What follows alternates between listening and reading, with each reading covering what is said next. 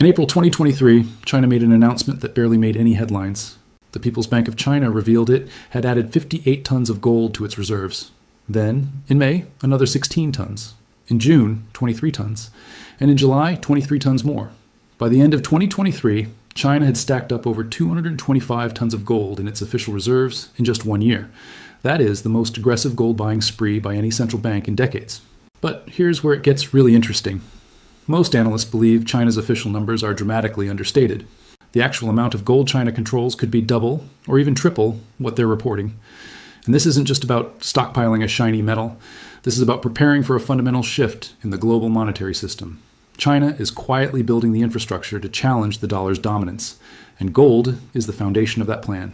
Over the next few minutes, I'm going to show you exactly what China is doing with gold, why they're doing it, and what it means for the dollar, the global economy, and for your wealth. Because China's gold move isn't a conspiracy. It's a documented strategy. And most people aren't paying attention. First, let's look at the official numbers and why they're almost certainly wrong.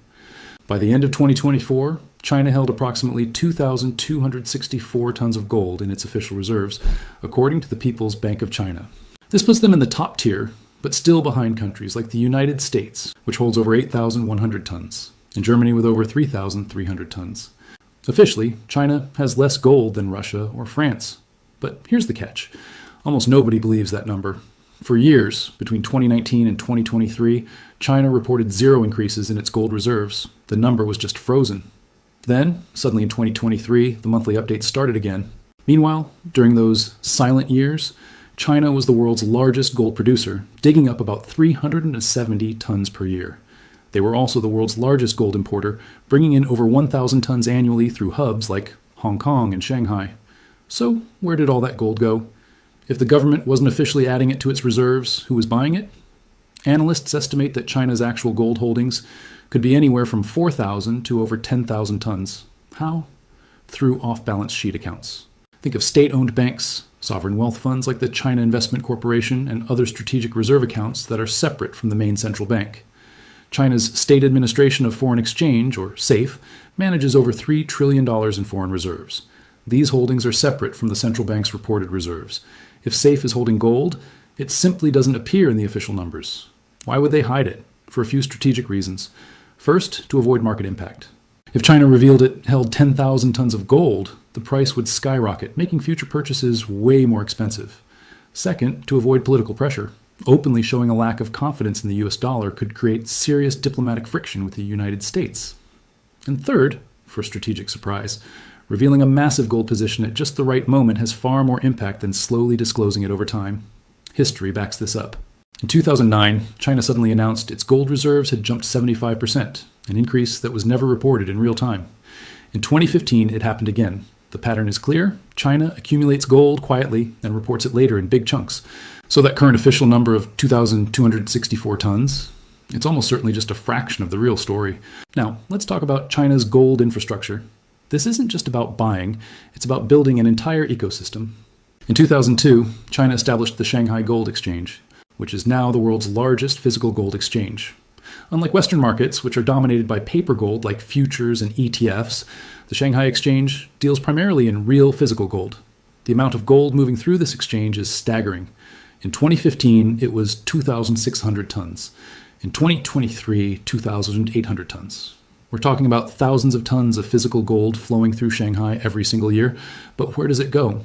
Well, in 2018, China launched something called the Shanghai International Energy Exchange. This allows oil to be traded in Chinese yuan, and that yuan can then be converted into gold. This creates a WAN oil gold mechanism that completely bypasses the US dollar. A country can sell oil to China, get paid in yuan, and then immediately convert that yuan into physical gold on the Shanghai Gold Exchange. This gives oil exporters a way to trade with China without ever having to touch or hold US dollars.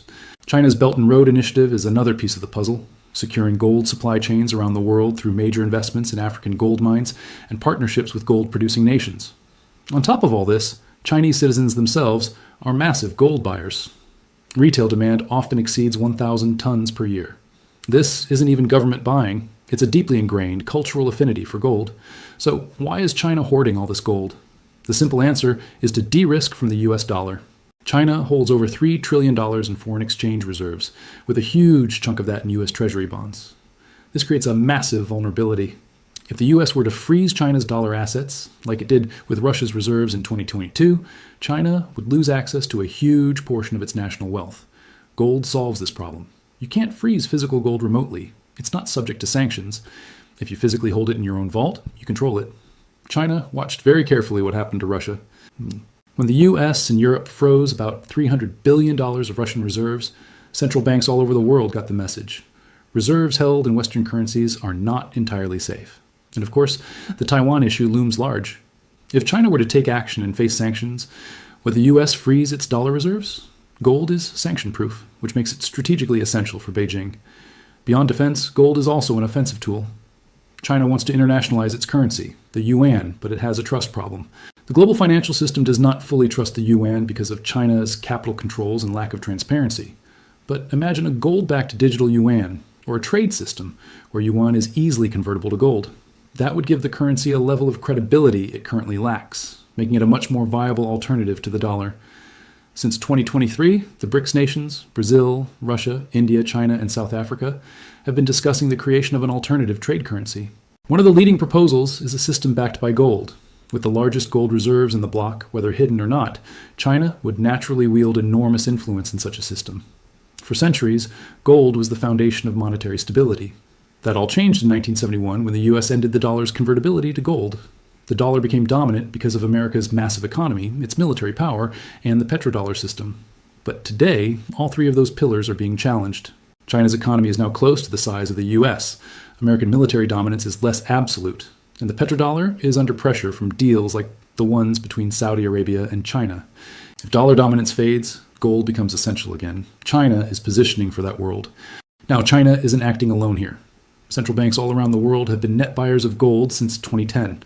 In fact, in 2022 and 2023, central bank gold purchases shot past 1,000 tons each year, the highest levels we've seen in decades. So who's buying? Well, China officially added over 225 tons in 2023. Russia was a huge buyer until the war started, and now their data is a mystery. India is regularly adding to its reserves, and so is Turkey. We're also seeing a lot of buying from central banks across the Middle East and Asia. The pattern is pretty clear. Countries that are less aligned with the U.S. are buying gold like there's no tomorrow. Meanwhile, what are Western central banks doing? The U.S., the U.K., France, Germany, they aren't buying. In fact, some have sold gold over the last 20 years. America's official gold position hasn't budged since the 1970s, sitting at 8,133 tons. Why not buy more?